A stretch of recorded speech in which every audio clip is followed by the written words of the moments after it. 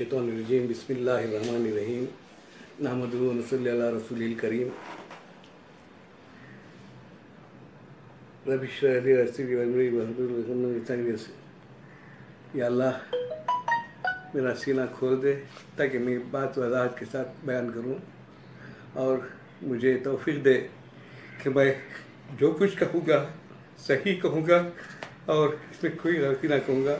अगर वैसे भी कोई गलती हो जाए, खुदा ना करे तो अल्लाह मुझे माफ़ फरमाए।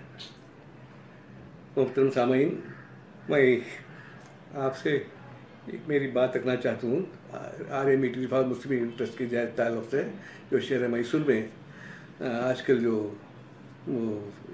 फ़िज़ा मुक़द्दर हो चुकी है, उसके ताल्लुक़ से चंद बातें रखना चाहता हूँ। सबसे पहले मैं ये बात अर्ज़ करूँगा कि जिस इमारत में हम बैठ कर बात कर रहे हैं, ये इमारत आज़म बैतुल माल की लाइब्रेरी है। इसका ताल्लुक़ जनाब अजीज़ सेठ साहब से भी है। मैं जनाब अजीज़ सेठ साहब का मेरी जानिब से और बैतुल माल की जानिब से बहुत मशकूर हूँ।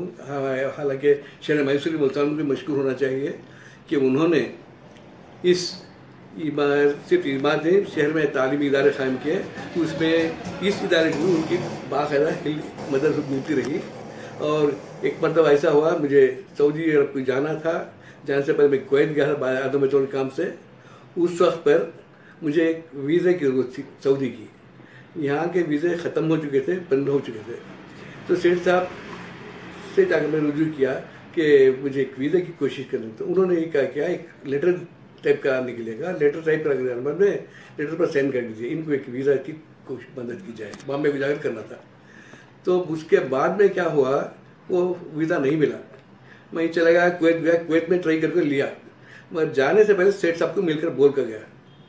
मौलाना सेठ साहब ने मुझे बिठा कर कहा, रियाज साहब बैठिए, मैं अभी आता हूँ। अंदर जाकर पार्लियामेंट के जब मेंबर थे उस वक्त पर, उसके लेटर हेड्स पर 5 ब्लैंक लेटर हेड्स के पर साइन कर नीचे। तो मैं जा रही बाहर, तो उन्हें मदद की जरूरत पड़ेगी, कुछ और ये लेटर इस्तेमाल कीजिए। आज एक बेटा भी के लिए भी बाप नहीं देता साइन बगैर इसके। वो कुवैत से मैं जाकर सऊदी अरब गया, वहाँ से गया, वो फंड्स वहाँ से एक हमारे तमीम अहमद साहब वहाँ साहब थे, मैसूर के तमीम अहमद, उनके तवस्सुल से ये फंडिंग हुई और ये बिल्ड इमारत का ये हुआ। इस लिहाज से सेठ साहब का भी ताल्लुक़ इस बैतुल माल से भी है। इसके अलावा बैतुल माल में जब ज़कात इज्तिमाई ज़कात का ये निकला, तो उस वक्त से लेकर सेठ साहब आखिरी वक्त तक भी अपना कंट्रीब्यूशन हर साल भेजा करते थे। तीसरी बात, सेठ साहब जो हैं, एक मरतबा बैतुल माल की जानिब से उलमा इकराम का एक जलसा रखे थे। इसमें Farooqa high school Dawood Khan road पर गर्ल्स हाई स्कूल में, तो मुतवल्ला तमाम मसाइल के मुतवल्लियों को जमा किया गया था। तो सेठ साहब भी आए, उनका बड़पन देखिए, सेठ साहब भी आए वहाँ पर बहैसियत मुतवल्ली कच्ची मामून मस्जिद के। आकर डेस्क पे उन्हें सीट नहीं रखी, मौलाना रियाज रहमान साहब आए थे। आकर सीधा उन्होंने पूछा भी नहीं, आकर मुतवल्लियों को जहाँ पर जगह रखी थी वहाँ से बैठ गए। आजकल के ज़माने में कौन सा मिनिस्टर ऐसा करता है? आज मिनिस्टर को लाकर एक्स्ट्रा चेयर थी, इतनी सादगी थी, इतनी ये थी। तो इससे मोहसिन ताल्लुक़ के साथ मैं बताऊंगा कि सेठ साहब की ईमा पर हम चंद अफराद, जिसमें मैं हूँ, हमारे ये वाइस एक्स हमारे डॉक्टर अखिल अहमद, सैयद अखिल अहमद, हमारे डॉक्टर सईद अहमद, ऐसे हमारे डॉक्टर मुजीबुर रहमान खां, ये तमाम हमें उस पर जाकर उसमें दाखिला लिया। 1980 की बात है जी। तब ये रिफॉर्मेशन एजुकेशन सोसाइटी था, ना ट्रस्ट नहीं था। तो इसके बाद में जो है वो 85 में ट्रस्ट बनाए। उस वक्त 50 मेंबर थे सोसाइटी में, तो उन 50-52 मेंबर से उस वक्त सेठ साहब ने एक ट्रस्ट को सिर्फ 13 मेंबर्स की जरूरत है। तो तमाम ने सेठ साहब को इजाज़त दे दी कि आप चेयरमैन रहिए और जितने भी हैं उनमें किसी 13 मेंबर्स को का इंतखाब कर लीजिए, आपकी पसंद मुख्तलिफ जिम्मेदारियाँ वो उनके हुए। तो उस वक्त सेठ साहब ने हमारा नाम भी लिया, हमें जिनके नाम हमें बताया, हमें भी उस ट्रस्ट पे भी रख लिया, क्योंकि तालीम से ताल्लुक़ था। उसके बाद में ट्रस्ट चलता रहा, प्राइमरी स्कूल, हाई स्कूल तक था। बाद कॉलेज हुई, कॉलेज के बाद से जो है जब एक मतलब 1974 में डीएड कॉलेज का टीसीएच का आया, ये सब डेवलप होते गए। कोई भी हमारी खास इमारत नहीं थी। ईदगाह मैदान में मुसल्ले के पीछे की जगह फारूखा वाले और उसके करीब की जगह एमईएस वाले ये इसके इस पर लिए, इसके लीज पर 99 ईयर लीज के लिए वही लीज पर रही। जी 99 का जो है नहीं वो बात बोलता हूँ उसकी तरफ से, वो लीज पर लिए। वो लीज पर लेने के बाद में पीयूसी कॉलेज वहाँ पर स्टार्ट हुई। पीयूसी फारूखा पीयूसी का सईद अहमद साहब उसकी जिम्मेदारी। उसके बाद क्या हुआ, वो कॉलेज बनते रही, फंड्स नहीं थे। वो कैसे आए फंड्स कैसे आए वो हमें पता नहीं। बहरहाल वो बनते गए, इमारत बनते गए। यहाँ पर ही बस उदयगिरी की कॉम्प्लेक्स वो जगह लेकर बनाए। वो इसके मूडा से वो बड़ी कॉम्प्लेक्स है। फिर अजीत सेठ नगर में जो बीडी कॉलोनी है वहाँ पर एक स्कूल बनी और उसके बाद इसमें एक स्लम एरिया में उसके बाद में टीएमएफआई की स्कूल बनी। तो सिलसिला ही चलता रहा, लंबा तकरीबन कई तरह जिसकी जरूरत थी वो अल्हम्दुलिल्लाह काम हुआ। और इस इदारों को जहाँ तक मेरा इल्म है पब्लिक से पैसा वसूल नहीं किया गया। पब्लिक से पैसा सिर्फ उस वक्त तो जब हाई स्कूल शुरू हुई थी यहाँ पर यतीम खाने बिल्डिंग में। उस हाई स्कूल की बिल्डिंग में टीचरों को तनख्वाहें देने के लिए बच्चों ने स्कूल के बच्चों ने टिकट्स बनाए थे 1 रुपए के। तो एक टिकट लेकर ईद के दिन, रमजान की और बकरीद 2 या 3 ईदों में जमा किए गए। वो बच्चे टीचरों की तनख्वाह मामले कितने दिन नहीं हुई। बच्चों को तो डोनेशन के बगैर दाखिला नहीं था ना सर? नहीं, डोनेशन तो ले आया। नहीं वो उसकी बात नहीं। वो जब स्टार्ट हुई वो सवा लाइन स्कूल में स्टार्ट हुई और इसमें जो है मैं इसके जवाब देता हूँ आप जो हिसाब से। उसके बाद में क्या हो गया, कॉलेज डेवलप होना शुरू है। अब देखिए डेंटल कॉलेज 4 फ्लोर की बिल्डिंग है। अगर उसके अंदर आप लैब्स जाकर देखेंगे तो आप चलते चलते थक जाएंगे, उतने लैब्स हैं, उतने यही। बहरहाल लोगों को बाहर से एक बिल्डिंग इमारत नजर आती है मगर अंदर क्या है नजर नहीं आता, अंदर कितना इन्वेस्टमेंट है वो नजर नहीं आता।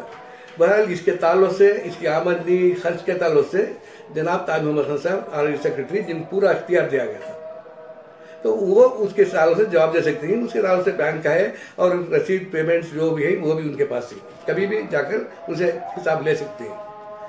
बल जहाँ तक इसका ताल्लुक है, डेवलपमेंट का ताल्लुक है, इसके बाद में एक और बात बताता चलूँ कि शुरू से ही 1961 से भी जितने सेक्रेटरीज आए वहाँ पर, जिनमें वाहिद खान साहब हैदराबाद के वाहिद साहब थे।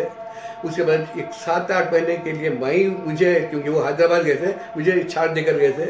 फिर उसके बाद में सैयद मोहिद्दीन साहब एक रेलवे रिटायर्ड थे, वो 1-2-3 साल के सेक्रेटरी थे। उसके बाद से ताज मोहम्मद खान साहब। जब ये 8 या 9 महीने का पीरियड था उस वक्त पीयूसी कॉलेज बन रही थी वहाँ की, जब डेवलपमेंट शुरू हुआ था कंस्ट्रक्शन का। तो सिग्नेचर भाई मुझे ही करने थे पूरे चेक्स के, एक सिग्नेचर था सिंगल।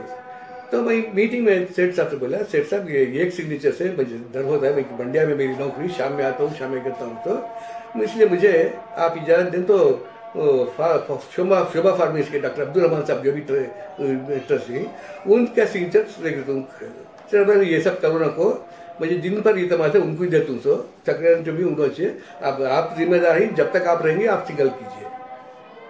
और जो जॉइंट सेक्रेटरी आज तक भी बंद नहीं है वो। तो उसका कहने का मतलब ये है कि जिस पर सेठ साहब भरोसा करते पूरी तरह जिम्मेदारी देते थे। खैर मैं 8 महीने के बाद मैं आ गया, सैयद साहब को लाया, सैयद मैं बताया मैं नहीं कर सकता, दिन भर तो नहीं रहता यहाँ पर, क्या हो रहा है मालूम है, सेक्रेटरी की जिम्मेदारी होती है वहाँ पर ना, तो आप किसी और को बुला दीजिए। तो उन्होंने सैयद साहब को इंतखाब किया। वो एक 2 या 3 साल रहे, रिटायर्ड पर्सन से बहुत उम्र भी हो गई थी, इंतकाल भी हो गया उनका। उसके बाद से ताज मोहम्मद खान साहब ने वही सिलसिला चल रहा है जिस दिन से शुरू हुआ था सिंगल स्टेज का, उस पर कोई क्वेश्चन नहीं कर सकते। तो सेठ साहब ने कह दिया कि ऐसा है। इसके दरमियान में क्या हुआ, सेठ साहब ने इसको 14 इंस्टीट्यूशन 13-14 इंस्टीट्यूट होंगे जी, ये कहती मैनेज नहीं कर सकते, इसे 3 हिस्सों में तकसीम कर 3 हिस्सों में तकसीम करें। एक डॉक्टर सईद अहमद एक कॉलेज का हिस्सा, पीयू कॉलेज का, दूसरा हिस्सा खवातीन का शुबा जिनमें 5 कॉलेज थी, एक डीएड कॉलेज, एक पॉलिटेक्निक, वीमेंस पॉलिटेक्निक, पूरे खवातीन उसमें, कोई मर्द की ये नहीं शमूलियत नहीं है। फिर उसके बाद में कॉलेज, ये तमाम चीज़ें जो है 5 इंस्टीट्यूशन, अजीत सेठ नगर स्कूल है, हाई स्कूल है, ये सब गर्ल्स हाई स्कूल, ये सब मेरे तरफ है। अल्हम्दुलिल्लाह इसे चलता रहा अल्लाह। अब ये सवाल करना कि पैसे लाए खर्चा लिया, अब ये जब डेंटल कॉलेज का डेवलपमेंट हुआ तो बैंक से खर्चा लेना पड़ा। तो और कमेटी ने भी उस वक्त की कमेटी जो थी उसने अप टू 1 करोड़ रुपए तकरीबन 95 लाख या कुछ की इजाजत दी थी ताजमहल खान को। सामने आई, अब बात आई कहना, उसके बाद का कमेटी को मालूम थी, वो डेवलपमेंट ग्रो कर देगा। अब लोग सवाल करते हैं कि उसका हिसाब कहाँ है, वो हिसाब वो ताजमहल खान के पास है। नहीं, आपको इल्म ही नहीं कुछ भी, डेवलप हो रहा है, ले रही खर्चा ले रही, डेवलप हो रही, किसी ट्रस्टी को मालूम नहीं हुआ। अच्छा, उसके बाद में क्या हो गया, वही कहता हूँ क्या पैसा कहाँ गया पूछना तो उसका जिक्र नहीं आ रहा है, खर्चा लिया तो आ रहा है, कहाँ खर्च किया वो कोई नहीं पूछ रहा है उसकी तरफ से। ये बात वजाहत करने आ रहा हूँ मैं। आप देख रहे हैं इतने बड़े बिल्डिंग है, उसके अंदर की लैबोरेटरी इक्विपमेंट, वैसे मैं किसी का डिफेंड नहीं कर रहा हूँ, ये जो जमीन से घास उगती है ना वैसे तो नहीं उगे, नहीं ये बात है। तो इस सिलसिले में मैं कहना चाहता हूँ कि आप बाकायदा हिसाब ले सकते हैं आप। अब इसके बाद में ये डेवलपमेंट हुए, यहाँ मैसूर में जो है ये बैंक का खर्चा नहीं अदा कर सके, रीजन बता सकती हैं इसके ताल्लुक से। बैंक का खर्चा अदा न करने की वजह से क्या होगा, उसने नोटिस लाकर चस्पा किया जब यहाँ पर कोविड की कैंप लगी हुई थी। वहाँ से लोगों में छल हुई, ये हुई, वो इसका ईदगाह की जगह रहन रख दिए, वो इसकी वो हर बातें आई। उसका आज मेरे ख्याल से आज क्लैरिफिकेशन भी आया था मेरी जानब से, वो रखा गई थी, कहीं दूसरा मामला हुआ था, पर उसकी तस्वीर में मैं नहीं जानता था। अब मुझे रंज इस बात का हो रहा है कि हम बैठ कर अपने डिस्कशन कर सकते थे। जहाँ को लगा है हमारा फर्ज था कि वो आकर पूछें कहाँ है हिसाब, क्या अगर वाकई खर्च हुआ तो उसकी खर्चा की अदायगी के लिए कुछ हम किस हद तक मदद कर सकते हैं, या कुछ और टाइम ले रहे कुछ कर सकते हैं। ये बात तो कहीं नहीं हुई, सिर्फ कमेंट्स कर रही कि मैं इसका मतलब नहीं कि मैं ताजमहल बचा रहा हूँ। अब इसके साथ साथ क्या हो गया, ये प्रेसिडेंट, मैं क्योंकि मैं उसका प्रेसिडेंट हूँ, मुझे फ़ोन आना शुरू हो गए। सबसे पहला फ़ोन यहाँ पर आया जब वो स्कूल का मामला था, यहाँ का स्कूल का और मस्जिद आला का। तो ऐसे बातें मुझे सुनने मिली और वो कहते हैं कि आलिम दीन हूँ मैं, फ़ोन पर लैंडलाइन पर। तो मुझे मजबूरन लैंडलाइन कर पड़ा और मैं सुन लेता तो कोई बात नहीं थी। दूसरे दिन वो वायरल हुआ है सबसे, जिसमें मेरी बीवी की आवाज़ भी आई है, घर वालों की भी आवाज़ नहीं, और वो अपने आप को आलिम दीन कहते हैं। नाम बोलना नहीं चाहता, जरूरत पड़ी तो मैं नाम बोलूंगा, इंक्वायरी हुई तो मैं बताऊंगा कौन साहब। अगर वो फेक बोल रहे तो मैं क्या भी करता। एक इतला मिली मुझे कि वो साहब ही नहीं थे, वो साहब इसमें थे, बिहार में कहीं गए थे इलेक्शन के वास्ते बोलते, वो कहाँ से ये मालूम है। फिर इसके बाद में अब ये सिलसिला जब शुरू हुआ, कब का नवंबर के महीने से, तो उसके बाद से मुख्तलिफ किस्म के फोन आ, काम से धमकाना, डराया देना। अभी अब बात खत्म, अभी टाइम है नहीं, 1-2-4 मिनट बोल सकते हो ना। अभी एक कल ही की बात है, MES कॉलेज की मीटिंग थी, गवर्निंग जो सिर्फ ये मीटिंग होती है, एनुअल मीटिंग होती है, वो मीटिंग थी। मैं वहीं से वाइस प्रेसिडेंट हूँ MES का, मैं शरीक था वहाँ पर, क्योंकि मीटिंग में अहम एजेंडा था। तो उस मीटिंग में डॉक्टर शकीबुर रहमान उसके सदर है, मैं नायब सदर, मैं भी सलाम खान साहब आए नहीं थे। फिर आरिफ मेगी साहब भी उसके मेंबर ही, वो भी आए थे। आप आरिफ मेगी साहब को पूछ लीजिए या किसी को पूछ लीजिए कितने कॉल्स हैं मुझे, कितने कॉल्स लोग कर रहे मुझे।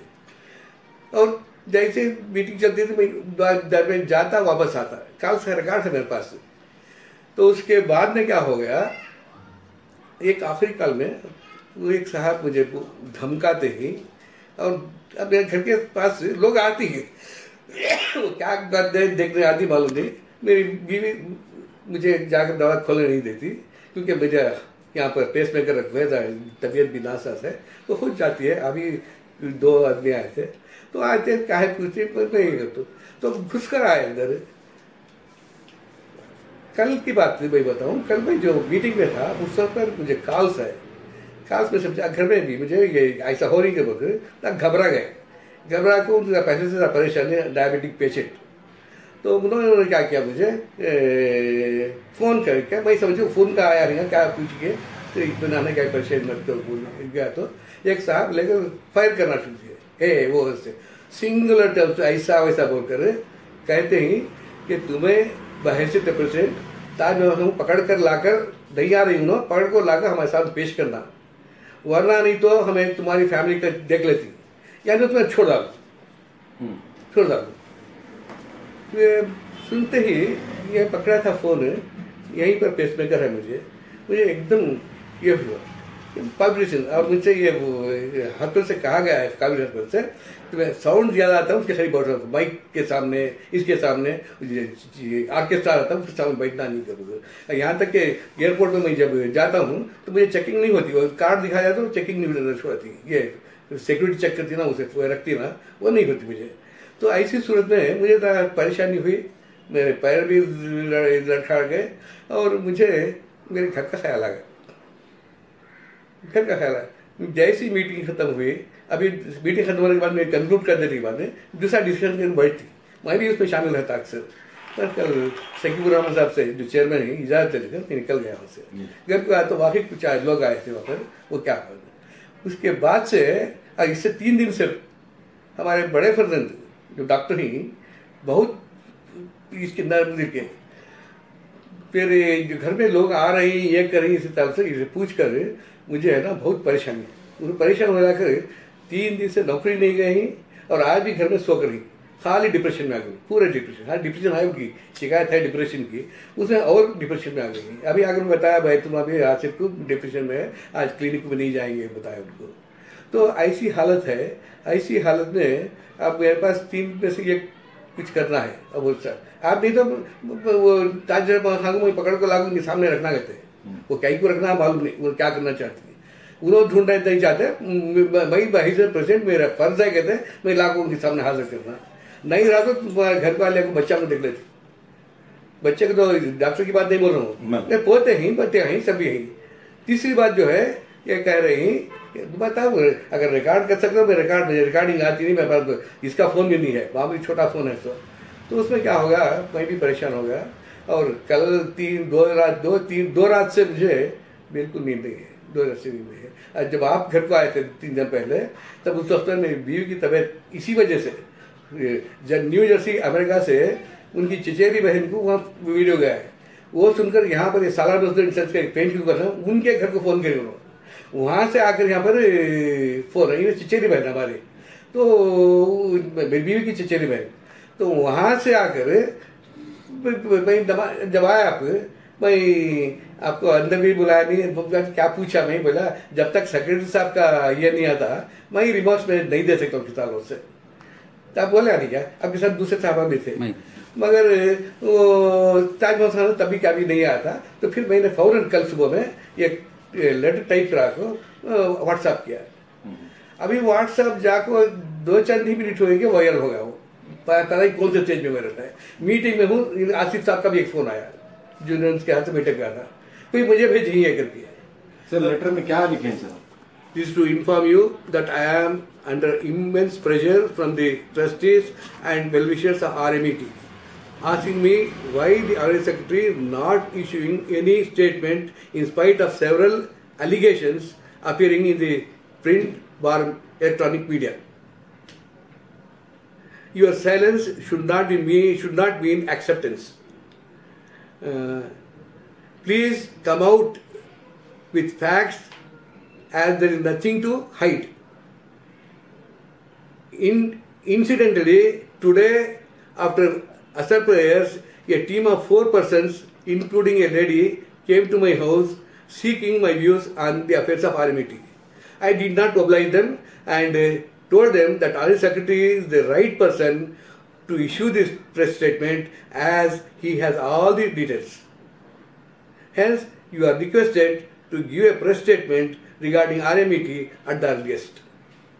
This letter is also for the information of trustees. Riyaz Ahmed, president RMET। तो ये लेटर भेजा। मैं सीधा सा मुद्दे पे आ रहा हूँ। जैसे जैसे गर्मी बढ़ी सर, अब 6 ट्रस्टीज जो लोग हैं आप लोग, सर ताजमहल साहब सबसे मिलने की कोशिश की गई या नहीं, किस हवाले से? पहली बात, फोन आपको कभी मिलते है, फोन नहीं मिलते। अच्छा। कहाँ ही उसका लोकेशन भी मालूम नहीं था। कभी कहती कौलान में गए थे, कोई बोलते थे कोई बेंगलोर में, और बेंगलोर में केसर सिंह दूसरे हमारे, दूसरे केसर सिंह, और कुछ उनके क्या था मालूम नहीं, बेंगलोर भी गए थे। वो कहाँ है अपना तफसीलात मालूम नहीं। सर अभी रीपेमेंट की अदायगी को लेकर तमाम के लोगों पर सवाल है।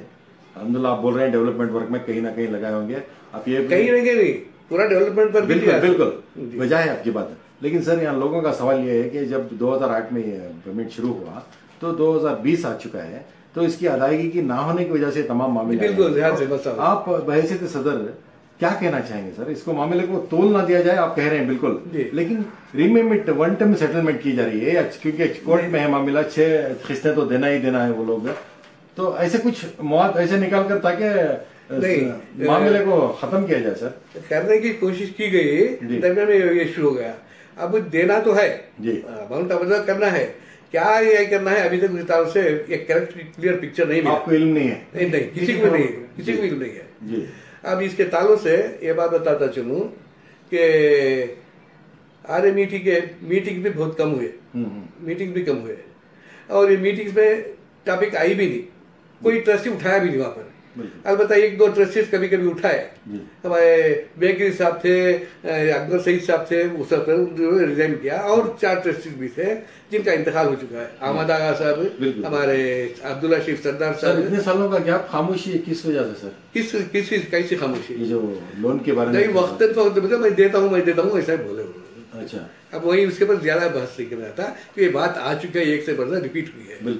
अब मेरे ये है कि शहर मैसूर वाले को क्या हो गया है कि इतना सूच नहीं, एक मस्जिद की और एक मदरसे की, इसकी तकरार हो रही है मुसलमानों में।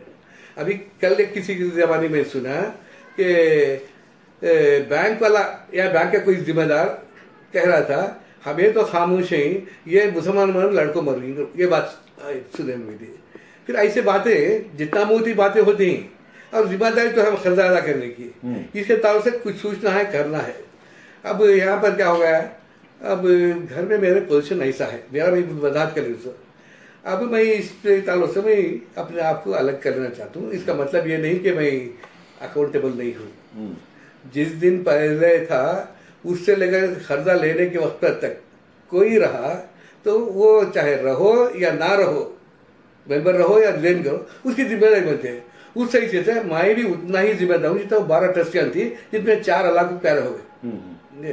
तो मेरा जो मामला है, ये मामला पहले से सदर के था, इसलिए मैं वहां पर जमा करता। भाई जिस दिन मैं सदारत की ये संभाला, वो क्या सदारत कैसे हुई, सेठ साहब का इंतकाल हुआ, मैं वाइस प्रेसिडेंट था, मैं बोला रवि सेठ साहब मुझे 2 दिए, वाइस प्रेसिडेंट भी दिए, विमेन सेक्रेटरी। जब मैं बोला तो ये उनके अपने अंदर हाथ दिखा, आप बैठिए मुझे मालूम किससे क्या बोले, बैठिए। किसी से हमारे ट्रस्टी कुछ एक ये तरह है कि 2 मुझे दिए, हो सकता है किसी और को देना सकते थे, पर सेठ साहब ने कहा नहीं आप करिए, तो आप कीजिए। तब भाई क्या कर सकता उनके सामने, वो एकदम तो रिजेक्ट भी नहीं कर सकता था। अब वो बिल्डिंग वगैरह बनाने के टाइम पर फुहार खां की जो बिल्डिंग है, सबसे पहला बेसमेंट डालने के लिए डीएड कॉलेज का पैसे कहीं भी नहीं थे, तो सेठ साहब यहाँ पर एक मैं क्या था 5 इंस्टीट्यूट थे, हर इंस्टीट्यूशन में एक महीने मीटिंग होना था। तो यहाँ पर लश्कर महल के स्कूल में मीटिंग हो रही थी, तो उस मीटिंग में सेठ साहब आए थे। सेठ साहब आकर मीटिंग के बाद बोले 50,000 रुपये कंट्रक्टर पाशाह को दियो, कंट्रक्टर पाशाह से कहो मैं बोल रहा हूँ बेसमेंट डाल दे, बेसमेंट डालो, बिल्डिंग का मैं क्या देखेंगे, वो कई साल आए पैसे क्या ले उसका मुझे मालूम नहीं है।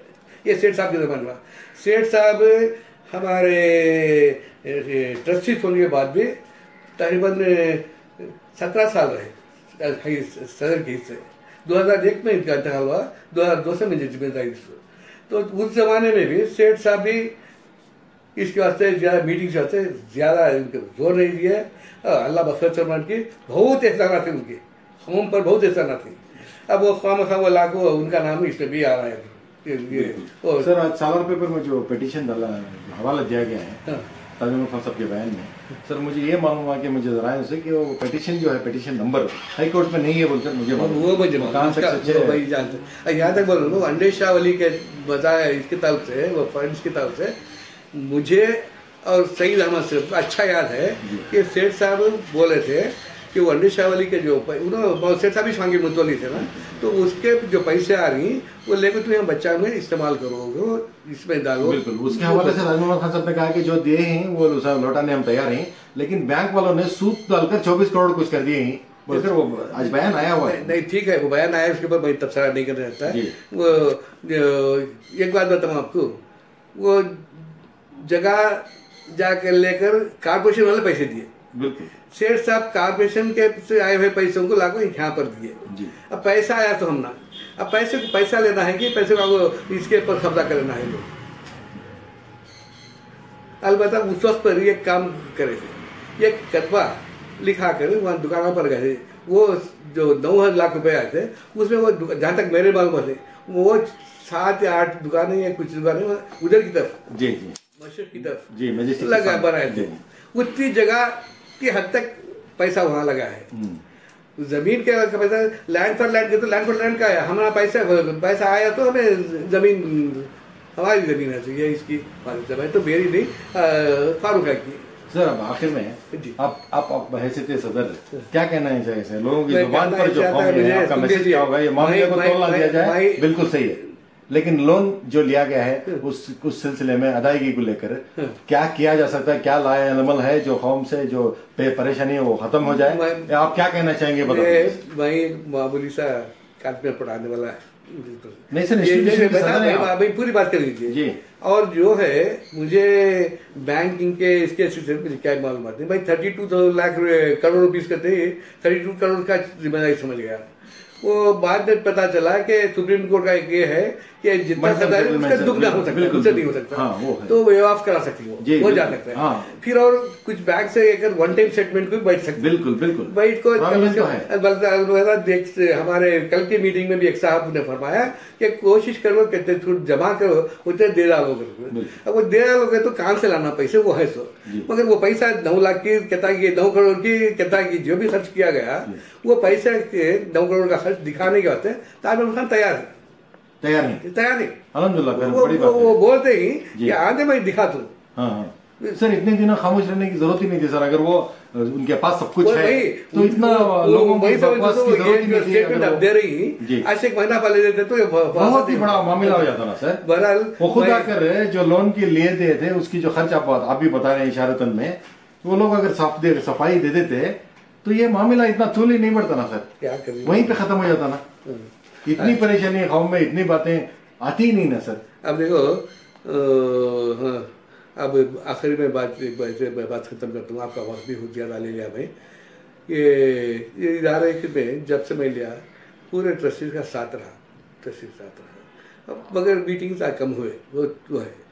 मैं इसमें शुक्रिया अदा करना चाहता हूँ तमाम ट्रस्टीज का, उसमें खुसूसन डॉक्टर सईद अहमद का, जिनका साथ में हर वक्त रहा है। मेरे छोटे भाई की तरह उन्होंने मेरा साथ दिया। और एक बंदा डीएड कॉलेज में तनख्वाह देने के थे, 2 महीने की तनख्वाह चढ़ गई थी, नहीं देने के वजह पैसे ना रहने की वजह से 1 लाख रुपये उन्होंने कर्जा दिया। उसमें मैं 50 लाख रुपये पहुंचा दिया हूँ। 50 लाख रुपये डीएड कॉलेज पर कर्जा वाजिब है, वाजिब लदा। और ये सईद अहमद साहब भी कॉलेज को जाना है, तो अगर मैं रहूं या ना रहूं ये वाजिब लदा डीएड कॉलेज से इसी कॉलेज तक है। और दूसरी बात जो है मैं शुक्रिया अदा करता हूँ ट्रस्टीज का। और इसके बाद क्योंकि मैं अब छोड़ रहा हूँ, ये इधर से निकल रहा हूँ, ताकि ये मेरा छोड़ना डर कर नहीं बताया ना मैं आज से वो लेटर नहीं हो तो आप इस्तीफा दें सर? दे दो, अब क्या करूँ भाई, मेरे बच्चों को रिस्क में डालूं? बताइए, मेरे बच्चों की खैर नहीं बोले तो मैं क्या करूँ? और इतने गुंडेगर्दी है, अल्लाह माफ करे मुझे। यानी तो तुम्हें ताज खान को लाखों हमारे सामने हैंड ओवर करो भाई से क्या भाई कर सकता हूँ? क्या एक मुसलमान दूसरे मुसलमान के साथ कर सकता है? 40 साल से हमारे साथ रहा है, मैं उनको लाकर हैंड ओवर कर दूँ। तुम्हें क्या ना करो, मैं उसे क्या बोलता नहीं। अल्लाह सबको बचाए रखे। हैंड ओवर करो, अगर हैंड ओवर नहीं करते ही तो तुम्हारे बच्चे देख लेती हमें। और क्या जोर से मैं बोला ना, उसकी आवाज से मेरा बेस मेकर में ये होगा। तीसरी बात है, अगर नहीं है तो रिजाइन करो। मैं रिजाइन कर देता है तो वही लेटर है सर वो? तो वही ऐसा कर दीजिए सर, थोड़ा दिखा दीजिए। नहीं देता हूँ मुझे, नहीं अभी रखो, ये दिया बात मैं आपको देता हूँ इंशाल्लाह। देखो सुनिए आप बात, ये ड्यू टू मैं वो सब कुछ तफसीलात बता नहीं, due to deteriorating health and other family matters I am resigning from the post of President of RMET and Honorary Secretary for Women's Education. दो पोस्टर from 1st December 2020 आज से. This should not be mistaken. देखिए ये बात बहुत अहम है. This should not be mistaken as escapism from responsibilities and accountability. And due to the events taking place in the city during the month of November 2020, after the bank serving the notice. Inshallah, if I am alive, I will be available for clarifications whenever you call me. Further details will be given personally. मैं ये तफसील जो यहाँ बोल रहा हूँ, personal बोल सकता हूँ. आप ये पहुँचा दिए सर? पहुँच रही है. I am thankful to all the office bearers and trustees for their cooperation during the period 2002 to 2020.